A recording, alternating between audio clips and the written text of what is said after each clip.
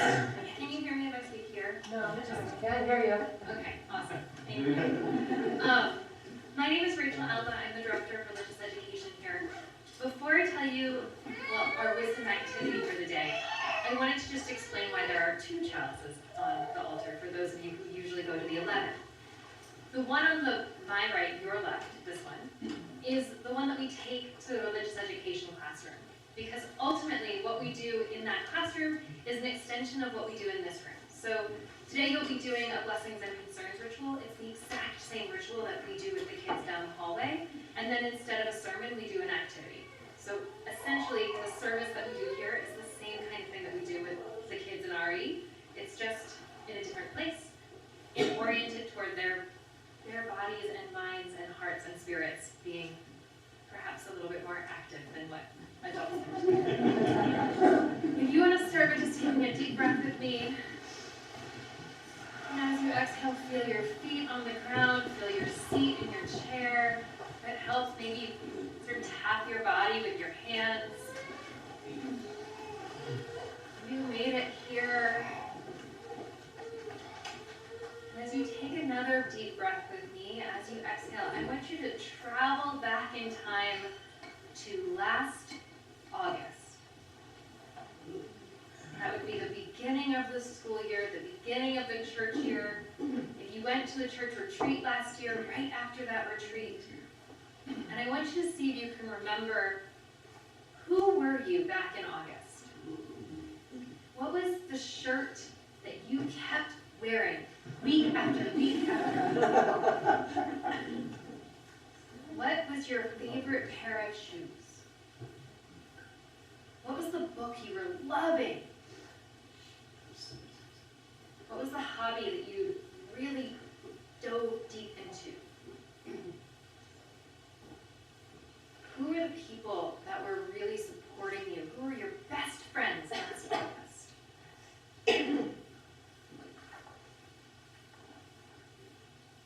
Anything else that you can think of from last August that was really important?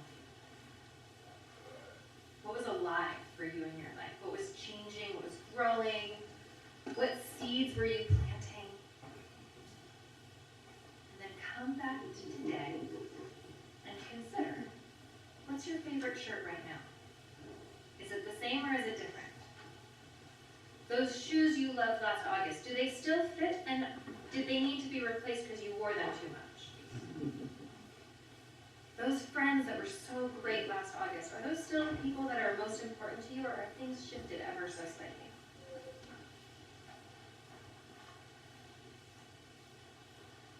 Does anyone feel like sharing? Sometimes we share in service. Yeah. Same shirt as last August. And no, I'm not wearing it. Same shoes as last August. Awesome. Anyone else? Anything that what was your best hobby? Did anything shift or change? Was there a skill that you learned over the past year? I was in New Jersey in August, and now I'm here. Ooh. Lots of fun. That's a lot of change.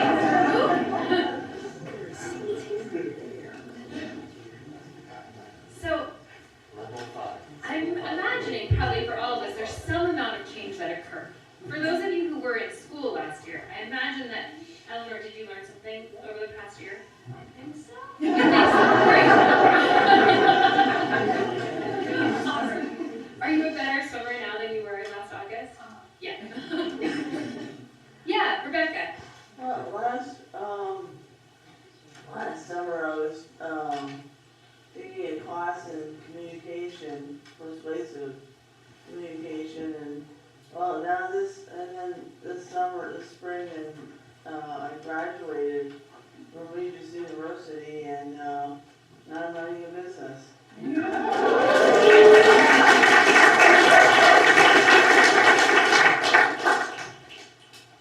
So we probably all had some changes. Some of them were maybe not as big as Rebecca's, or as big as, as Chris's. Some of us might be closer to Pierre. We're like, we still have the same shirt that we love. The shoes are still not falling apart. I had a very sad shoe situation this year. My favorite pair of shoes gave out. They needed to be replaced. But my guess is that there's also something essential, there's something deeper to you that stayed the same even as those things shifted. You want to take a moment to think about what are those things that stayed the same.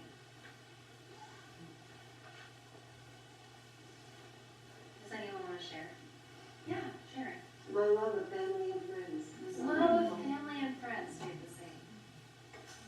Chris, The importance of this community. the importance of this community.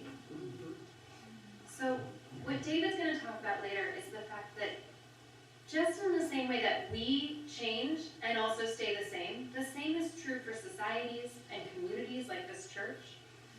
And so part of the question that we're grappling with today is, what are the things that change and what are the things that don't change, that are so essential they don't change? Take a moment to just breathe in that. Consider what that might be for you. You want me to sing?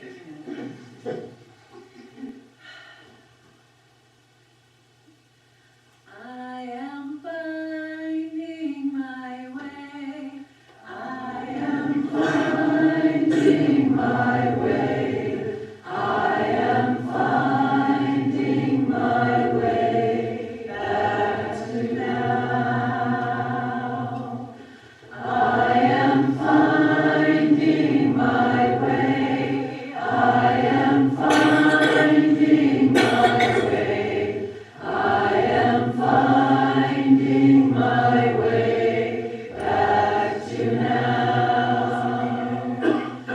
I am finding my way. I am finding my way. I am finding my way back to now. I am finding my way. I am finding my way. I am finding my way back to now. One more time. I am finding my way. I am finding my way. I am finding my way back to now.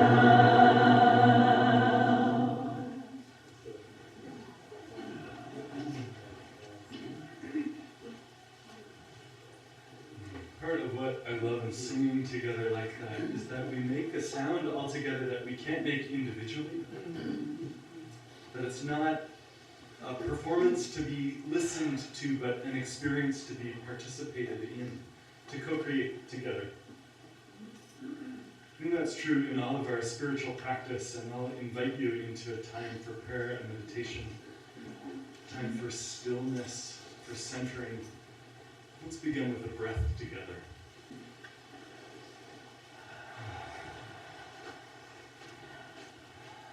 Arriving in this moment.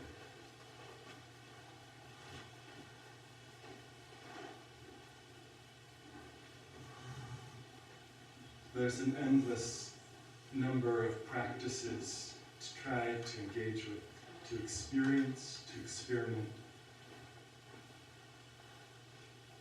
Each time we gather, each time we practice, each time you do that on your own.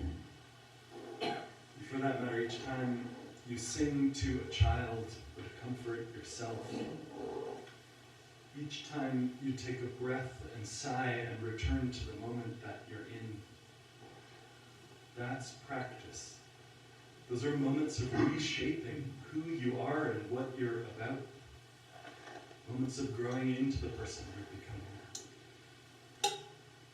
And in that spirit, I offer these words, this prayer from the Reverend Harry Messerve, who offers this prayer, this hope, this intention. From arrogance and pompousness and thinking ourselves more important than we are, may some saving sense of humor liberate us. For allowing ourselves to ridicule the faith of others, may we be forgiven. For making war and calling it peace, special privilege and calling it justice, indifference and calling it tolerance, pollution and calling it progress, may we be cured.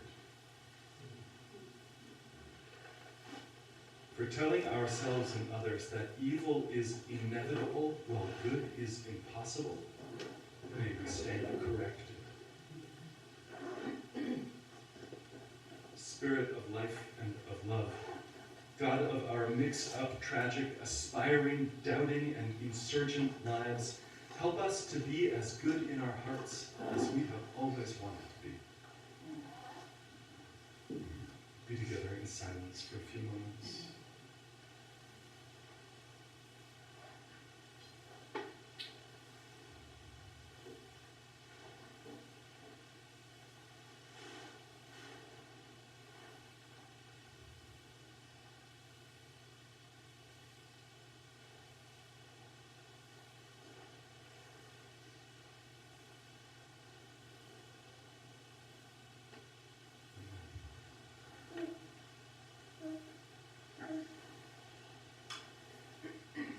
The thing is, none of us are alone, but it doesn't really feel like that. So we practice remembering. Remembering that there is a thread that weaves together this whole room into a single community, a fiber of compassion, of brokenheartedness, which comes from knowing and holding and transforming suffering. This unseen thread that connects every heart breaking with joy and breaking with sorrow. Each week in this service, we set aside time in ritual to make visible the unseen interconnections of our hopes and our concerns, to create a landscape altogether of what's on the inside. So I invite you, let your thinking quiet, let your breath steady. And in that stillness, in that groundedness, there is space enough, and there is safety enough, security enough, solid ground underfoot enough to be in the presence of the sorrows that weigh you down, and the joys that lift you up. And maybe just for a few moments, to take those things out of the locked rooms where you might keep them, good and bad both, and be with them all together for a little while.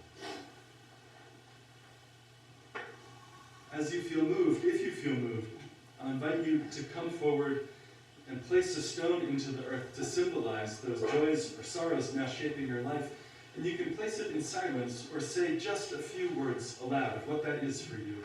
And we'll all respond, we are with you. And the practice is to mean it.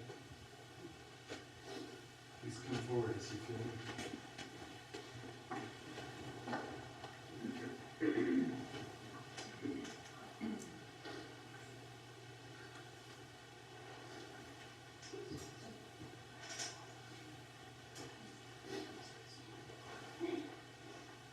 My husband of over 60 years, Tom, died on Friday morning, and he was the best husband, father, and grandfather, and human being that anybody could be. So, yeah, for Tom.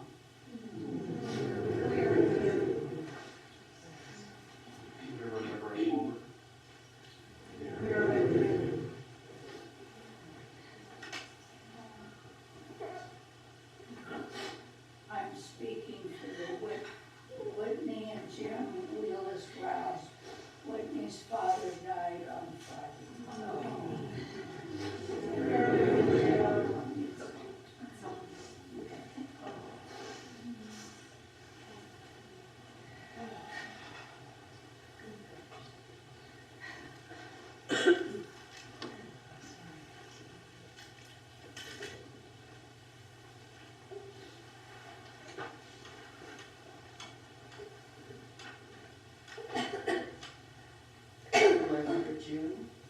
died this past Monday at the age of 104, 5 months and 6 days.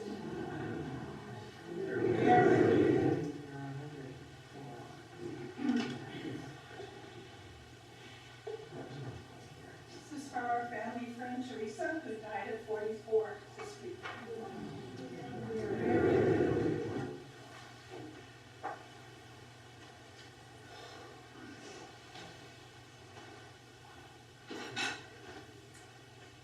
My cousin Ricky, the eldest of my generation, who died recently in mountain biking.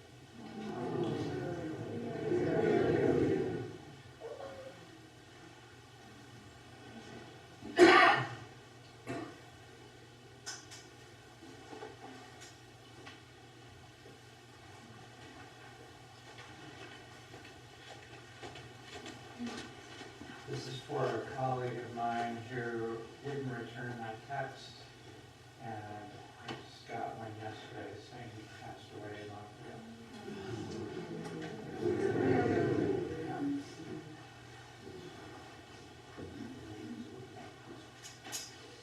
Jesse, who feeds horses and casts tobacco to the ground for the spirits, and for his son Jesse, he died quite recently, tragically.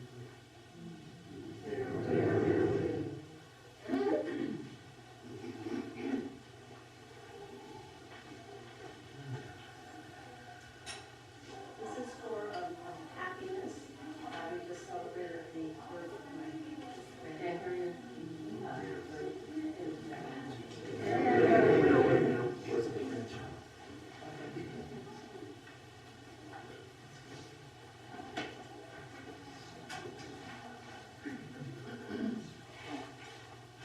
This is for the joy I feel in having spent a week with my cousins and family and friends in Southern California and Northern California, from the redwoods to the oceans by San Francisco, and the struggles that they endure and rising to those challenges we all face.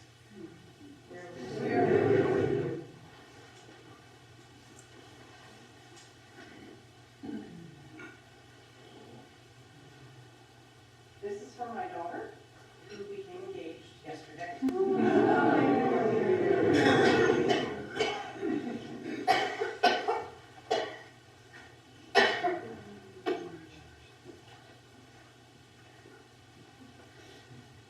There are a lot of academic transitions in our household, and maybe yours too, so for all the kids, moving on up to the next thing.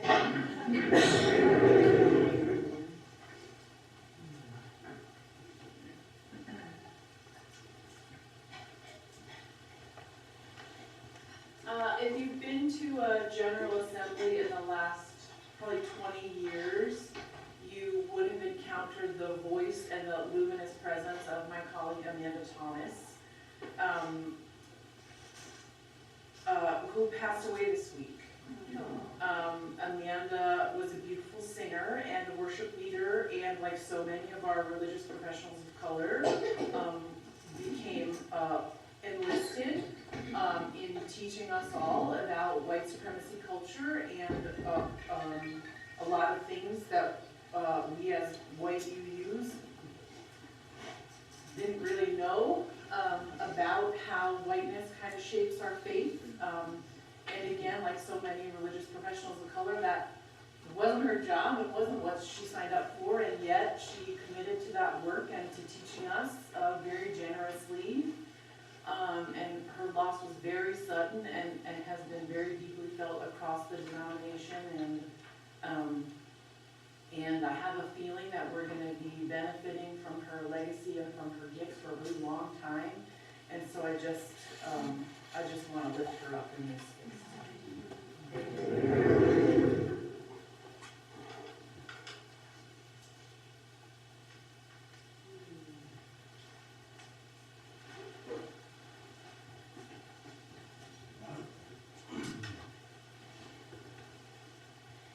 There have to be two stones, because as in most of life, it's dark and light.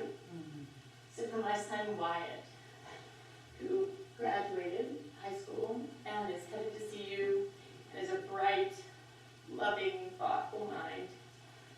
And for all these students in our country whose lives are being shuttered and put in danger, they live together. We are with you.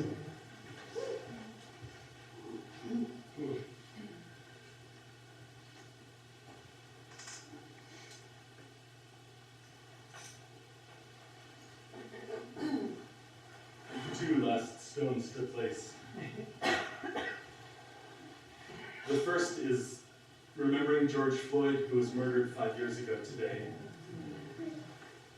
I lived in South Minneapolis, 3 blocks away from the corner on which he was killed. I caught the bus at 38th in Chicago 100 times.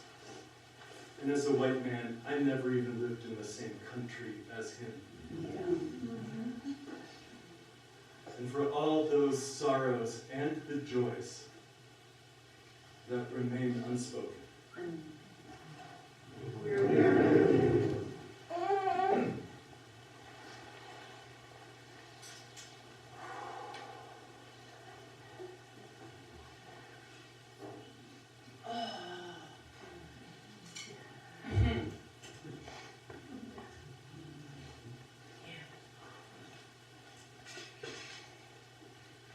There's just so much in our hearts and swirling all around us, and it's okay to let that in and to let that touch you. Yeah. This is the place where you don't have to be okay.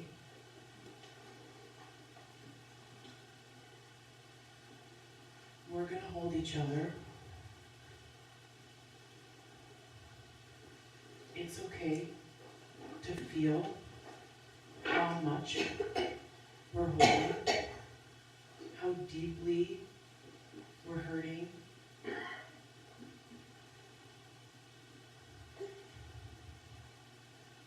And if it's not you right now, it's the person next to you, or the person you serve on that committee with, or the person you washed the dishes with last week in the kitchen.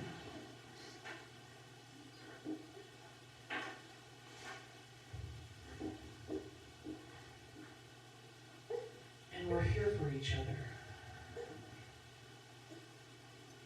Even if it's just breathing together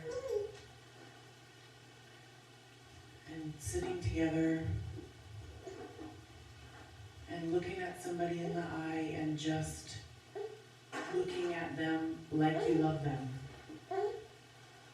Because you do. Even if you don't remember their name, but you can see that they are hurting, and that means something to you.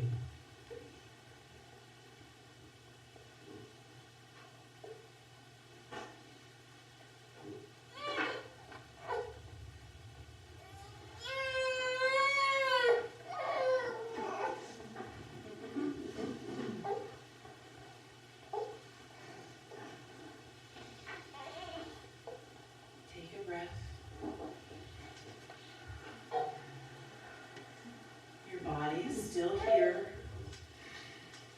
I know when the feelings get so big, it sounds so silly to say, but your body is still here, right? The container is still real. Both of those things can be true at the same time.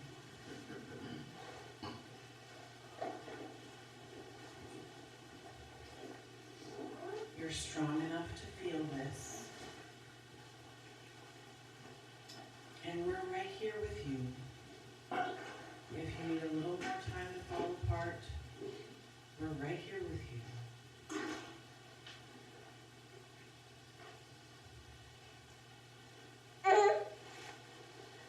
Your broken and beautiful heart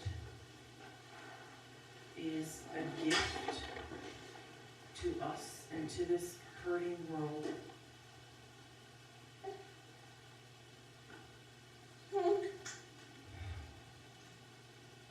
Keep breathing.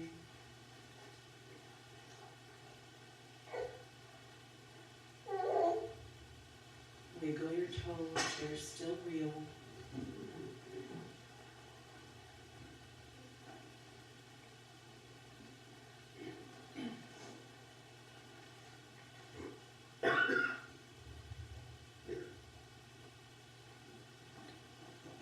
Spirit, make a place for us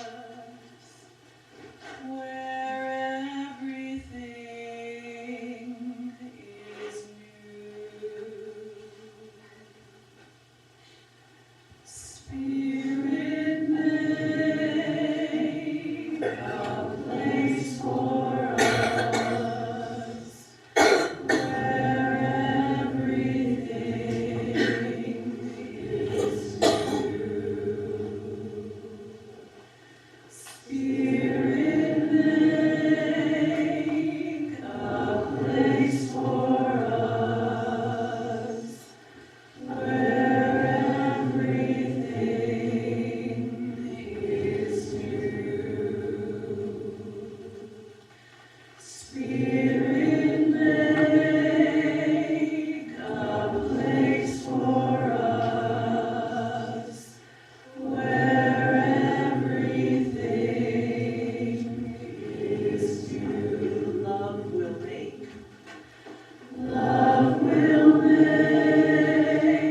a place for us where everything is new. Love will make a place for us where everything is new. Love will make a place for us where everything is new. Love will make a place for us where everything is new. Love will make a place for us where everything is new. Grace has made a place for us where everything is new.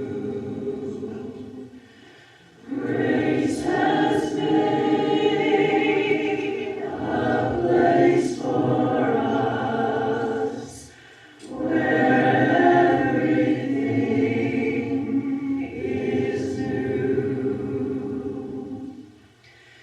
Grace has made a place for us where everything is new. Spirit, make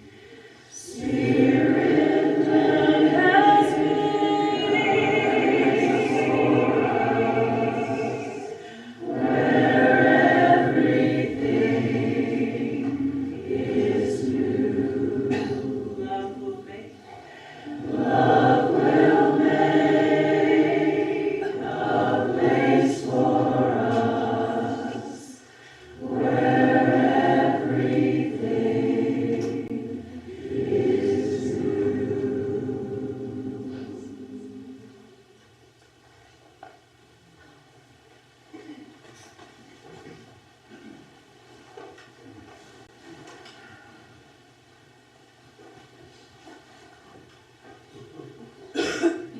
It happens less these days, but every so often someone after a service would apologize to me for crying. And I would say, if you can't cry in church, where are you going to cry? It's good to be together.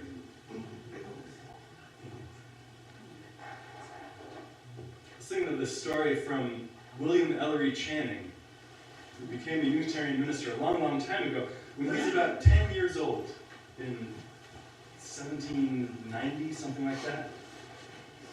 He goes to church with his father, this Calvinist church with the minister thundering, fire and brimstone, and how everyone is terrible and going to be condemned forever, and this shakes 10-year-old William Ellery Channing to his core, and then they go home, and his dad has lunch and sits down in front of the fire and reads a book and smokes a pipe.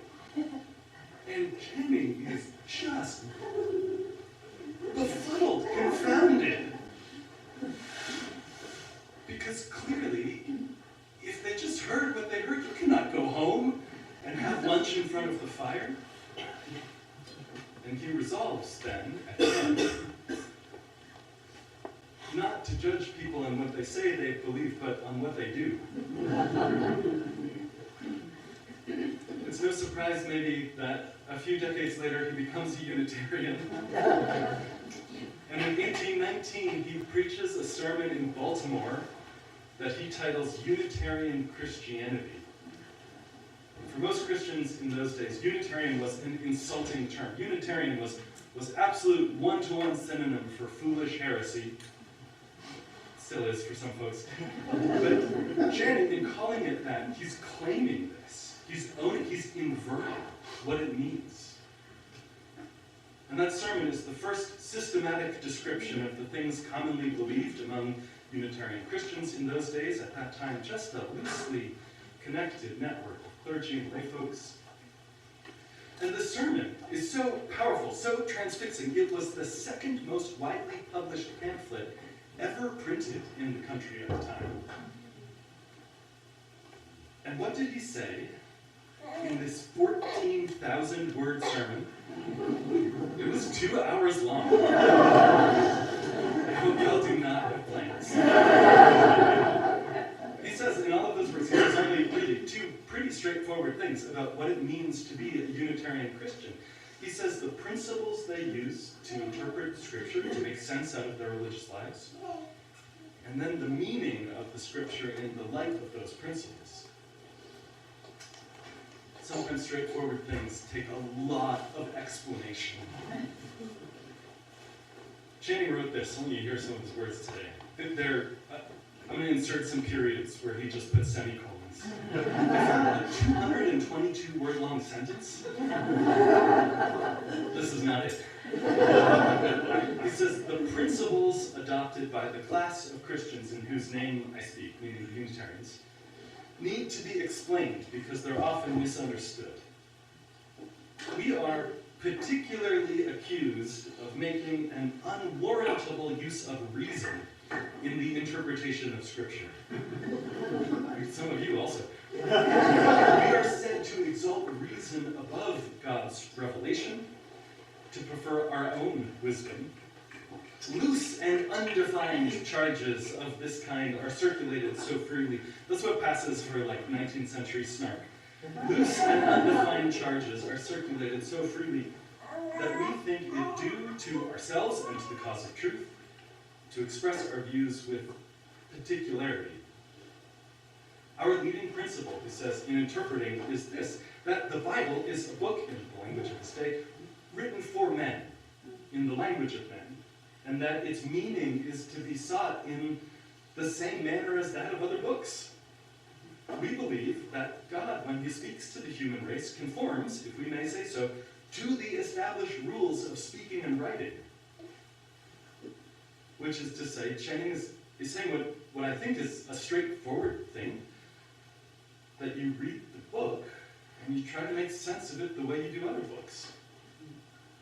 Part of what that means, says Channing, when you read it, is that, he says, we find that different portions of this book, instead of being confined to general truths, refer perpetually to the times when they were written, to states of society, to modes of thinking, to controversies in the church, to feelings and usages which have passed away. And we're halfway through the sentence. Without the knowledge of which we're constantly in danger of extending to all times and places what was of temporary and local application.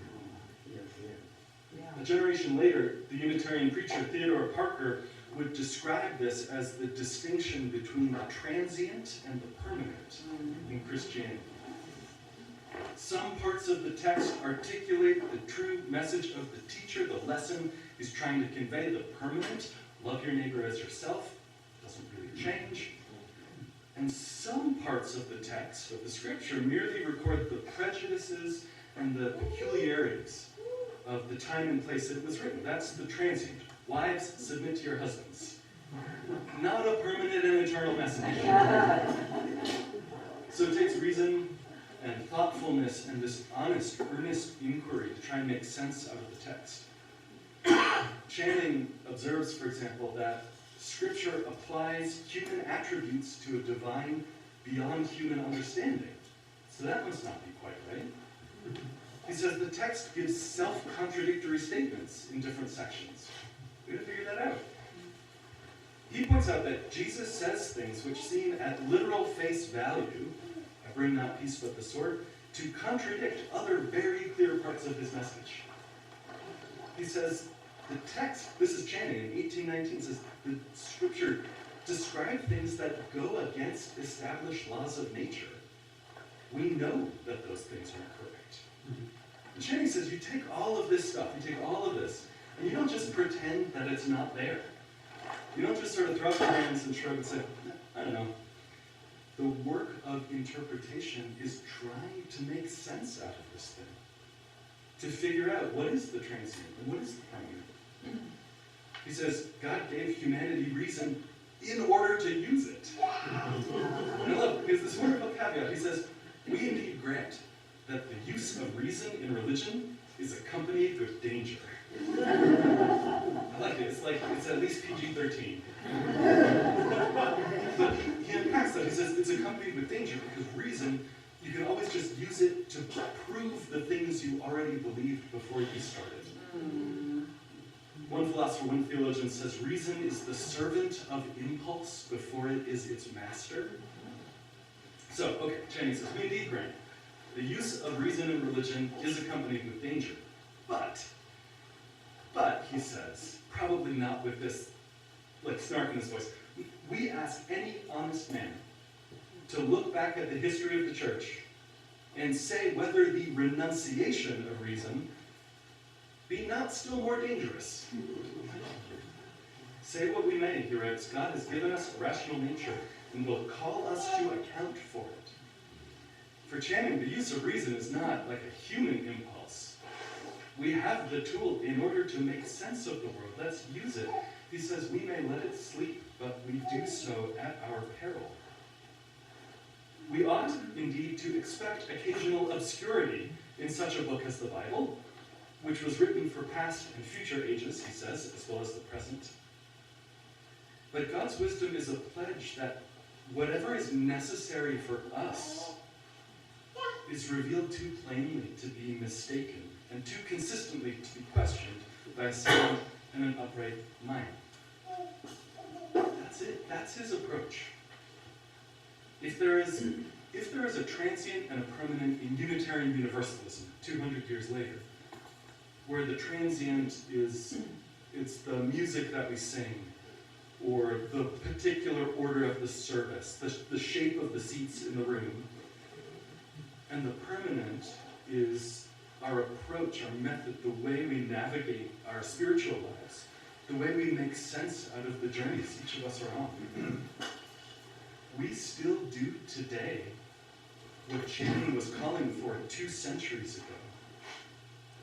You don't need someone closer to the divine to interpret for you. You don't need to doubt your own ability to make sense of the world. You don't need to ignore your own actual lived experience.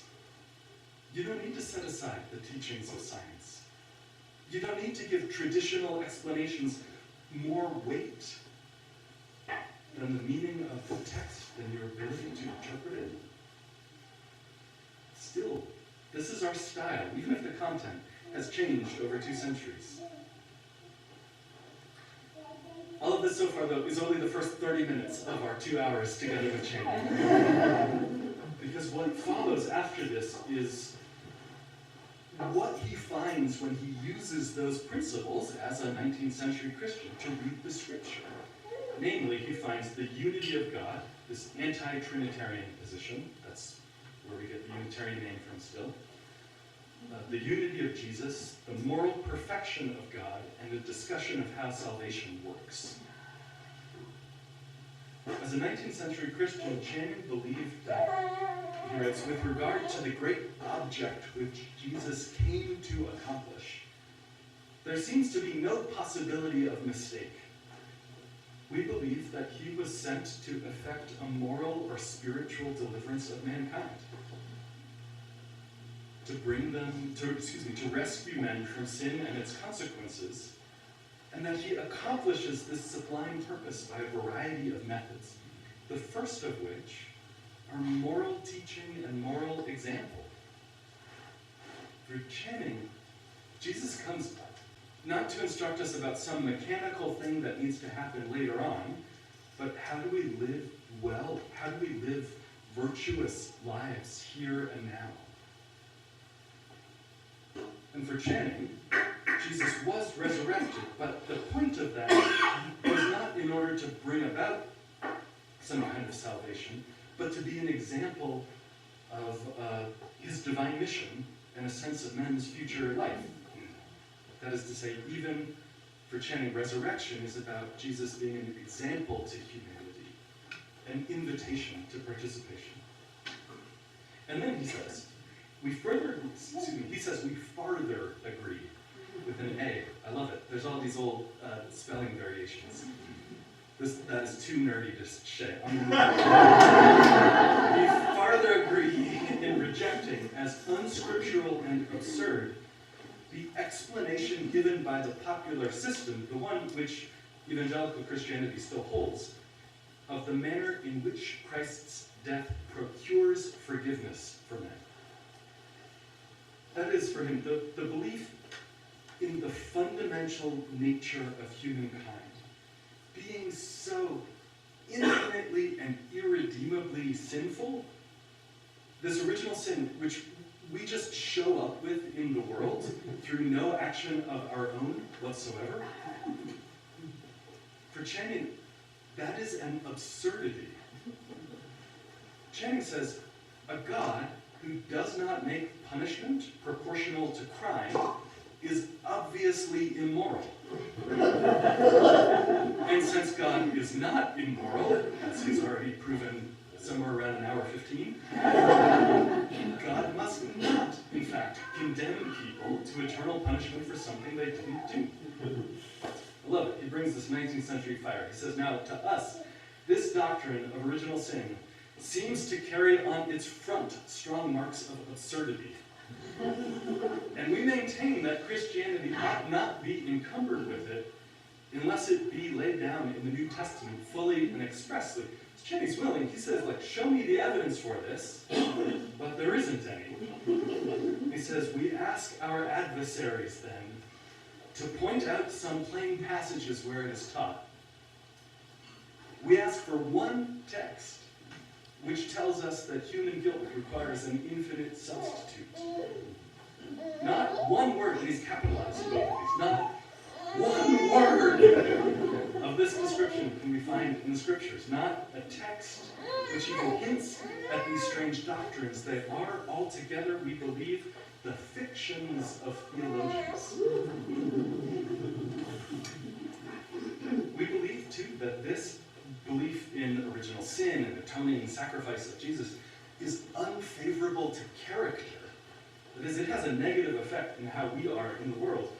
It naturally leads men to think that Christ came to change God's mind rather than our own. That the highest object of his mission was to avert punishment rather than communicate holiness. And that a large part of religion consists in disparaging good works and human virtue for the purpose of magnifying the value of Christ's suffering.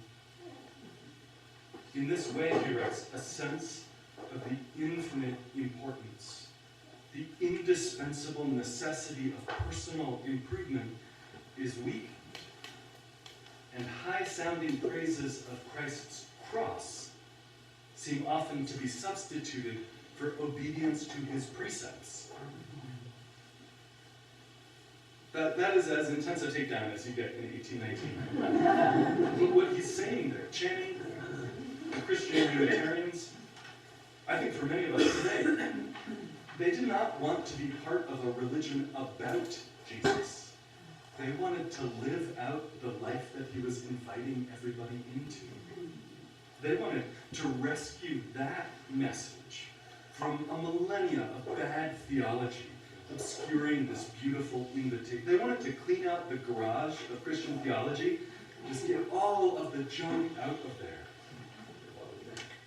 Because underneath all of that is this teacher who didn't, for them, for many of us, who didn't come to do our work for us, but to show us what the work was. And in Channing's words, that work is to form us to a sublime and heavenly virtue, which I don't think is a phrase I've ever used or probably ever will, to form us to a sublime and heavenly virtue. But what he's saying there is to grow in virtue, to be good people, to grow into the people we're becoming, to help to heal the world. For Channing, for our Unitarian ancestors 2 centuries ago, what it looked like to be a good Christian was to love God. And what that meant was not something abstract or invisible, but in fact, to cultivate virtue, moral character, action for good, here and now, in this world. He was saying, you know what a person believes by how they act in the world, not what they say or claim. Toward the end of the sermon, he says, my brother, may your life preach more loudly than your lips.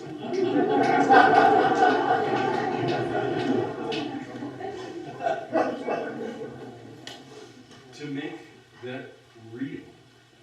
To make that real, he said it would take a reformation of the church. And that was just the work that our 19th century ancestors understood themselves to be about. And that is the Reformation of which we're the heirs and inheritors. This is the spiritual work in which we're still engaged. It was radical. It was radical 2 centuries ago. For a great many people in this country, it remains equally radical today. 6 years after he preached it, the ministers he inspired, the people who his statement gave permission to start to speak publicly about what it was they believed, they gathered to form the American Unitarian Association. For the first 50 years, it was an association of individuals, not congregations, people who wanted to explore ideas, test them out, and make sense of their world, to discern together and learn together and share and compare notes about what it is to be alive in the world.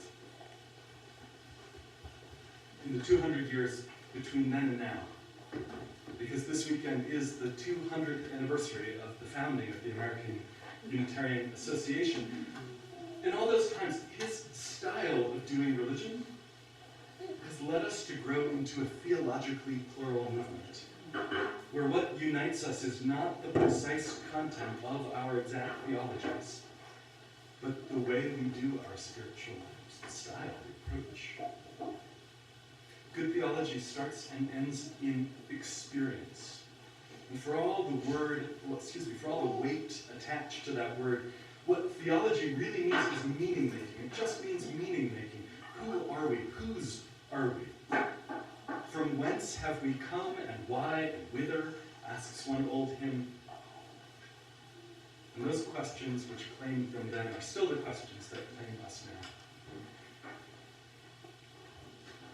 In 13,000 words, in a republic not even 5 decades old, what Channing cared about the most is still what we care the most about.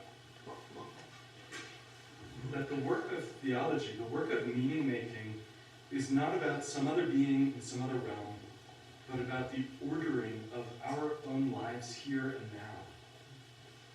The point of theology is not to build worlds in our imagination, but to provide the maps, the compass, the tools, the story we belong to that shapes us in growing virtue and goodness and compassion and making those things real in the world.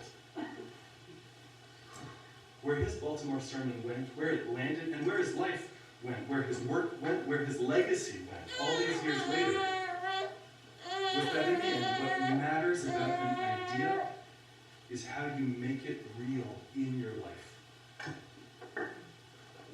My brother, he addressed his listener in the language of the time, my brother, not just as a rhetorical device, but because in his bones he believed we're one family, one community. My brother, may your life preach more loudly than your lips. Thank you so much for this. Here today.